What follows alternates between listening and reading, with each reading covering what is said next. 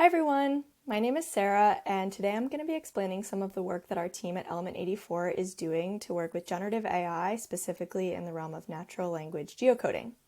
Our industry works to solve big questions that users have about really important problems going on in the world. Some of these questions are less related to data specifically and more just about the problem that they're trying to solve. Some examples of this are things like, where are the current cases of Lyme disease within 20 miles of Boulder, Colorado? Or what properties are for sale on the waterfront in Charleston? We can also answer more application-based questions like, is school funding sufficient near low-income housing around the Seattle Business District?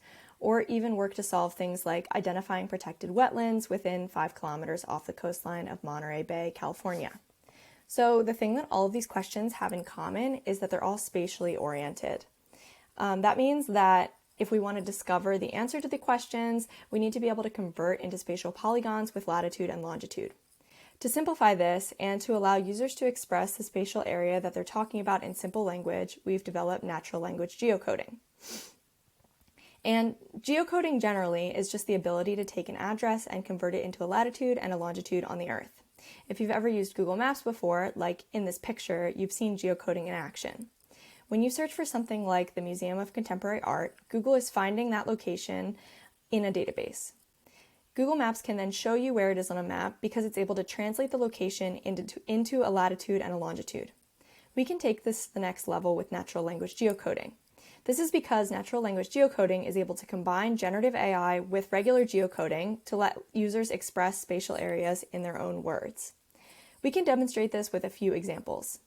Here, I've typed Florida into our natural language geocoding set, and you're able to see that Florida is outlined pretty precisely on this map. We can also expand this process to combine 2 different areas. Here, I've queried for Florida and Texas, and it's able to identify both of those areas separately. We can also expand the area a specific amount around a city or a place.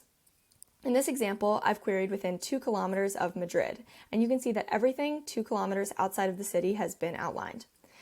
I'm also able to demonstrate this same technique in Spain to show everything north of the city of Madrid.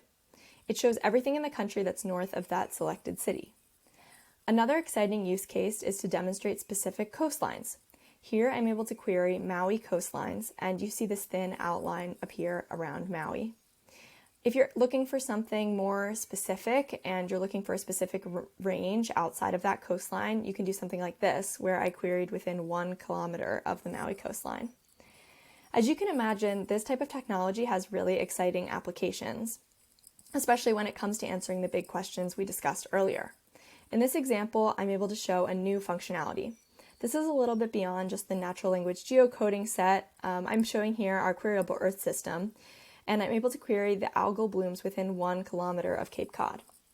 This type of combination involving natural language geocoding with other AI processes demonstrates how we're able to get to the core of those big questions asked by users.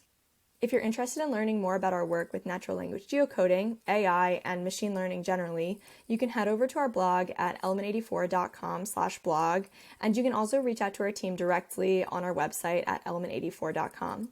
We'd really love to hear more about what you have to say about this idea and if you're working with anything that might be able to be aided by some of these processes. Let us know, and we'd love to hear from you soon.